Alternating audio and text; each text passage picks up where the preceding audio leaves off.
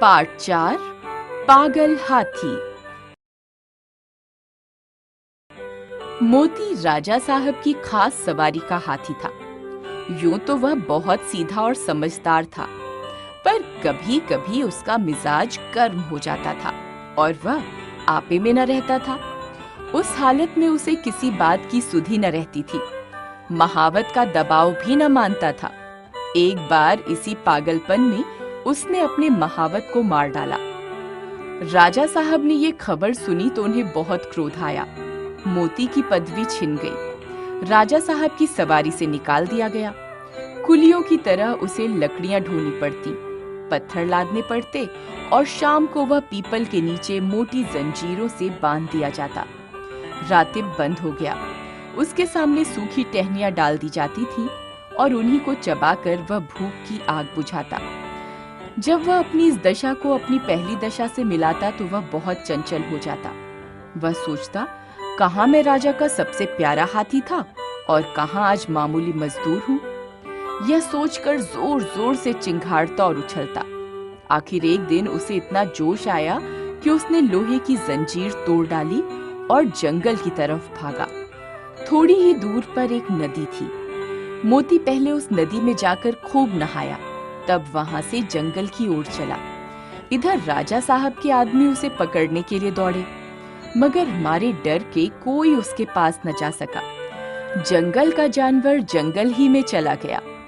जंगल में पहुंचकर अपने साथियों को ढूंढने लगा। वह कुछ दूर और आगे बढ़ा तो हाथियों ने जब उसके गले में रस्सी और पांव में टूटी जंजीर देखी तो उससे मुंह फेर लिया।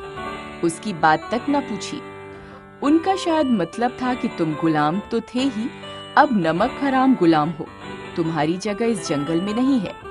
जब तक वे आंखों से ओझल ना हो गए, मोती वहीं खड़ा ताकता रहा। फिर न जाने क्या सोचकर वहां से भागता हुआ महल की ओर चला। वह रास्ते में ही था कि उसने देखा राजा साहब शिकारियों के साथ घोड़े पर चले आ रहे हैं।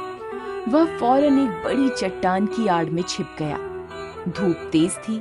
राजा साहब जरा दम लेने को घोड़े से उतरे। अचानक मोती आड़ से निकल पड़ा और गरजता हुआ राजा साहब की ओर दौड़ा। राजा साहब घबरा कर भागे और एक झोपड़ी में घुस गए। जरा देर बाद मोती भी पहुंचा। उसने राजा साहब को अंदर घुसते देख लिया था। पहले तो उसने अपनी सूंड के ऊपर का छप्पर गिरा दिया, फिर उसे पैरों से रौंद कर चूर चूर कर डाला।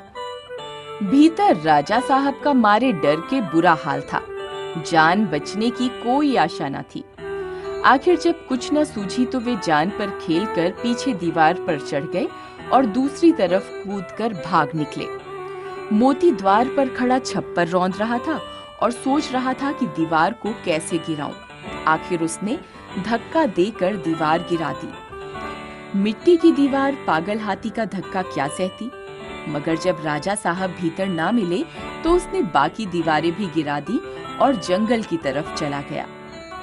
घर लौटकर राजा साहब ने ढिंढोरा पिटवा दिया कि जो आदमी मोती को जिंदा पकड़कर लाएगा उसे 1000 रुपए इनाम में दिए जाएंगे।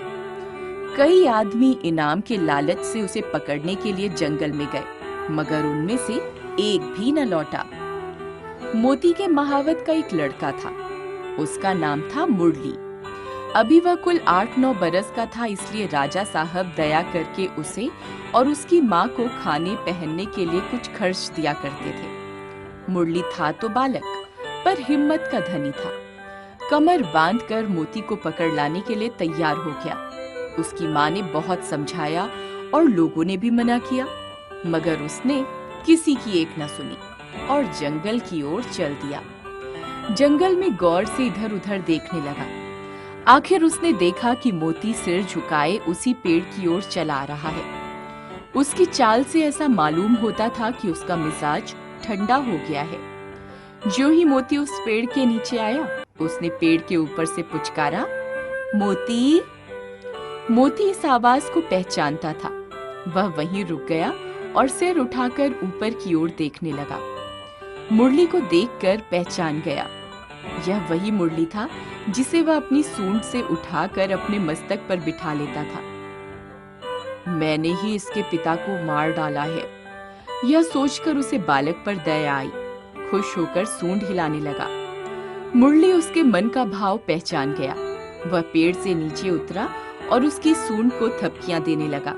फिर उसे बैठने का इशारा किया। मोती बैठा नहीं। मुरली को अपनी सूंड से उठाकर पहले ही की तरह अपने मस्तक पर बिठा लिया और राजमहल की ओर चला। मुरली जब मोती को लिए हुए राजमहल के द्वार पर पहुंचा तो सबने दांतों तले उंगली दबाई। फिर भी किसी की हिम्मत न होती थी कि मोती के पास जाए। मुरली ने चिल्लाकर कहा, डरो मत, मोती बिल्कुल सीधा हो गया है, अब वह किसी से कुछ न बोलेगा। राजा साहब भी डरते डरते मोती के सामने आए। यह देखकर उन्हें बहुत अचंभा हुआ कि वही पागल मोती अब गाय की तरह सीधा हो गया है। उन्होंने मुरली को 1000 रुपया इनाम तो दिया ही, उसे अपना खास महावत बना लिया और मोती फिर राजा साहब का सबसे प्यारा हाथी बन गया। अपना इंडिया, गोल्डन बुक्स का दीवाना, गोल्डन बुक्स का दीवाना, गोल्डन बुक्स को अपनाना। अपना इंडिया, बुक्स का दीवाना, गोल्डन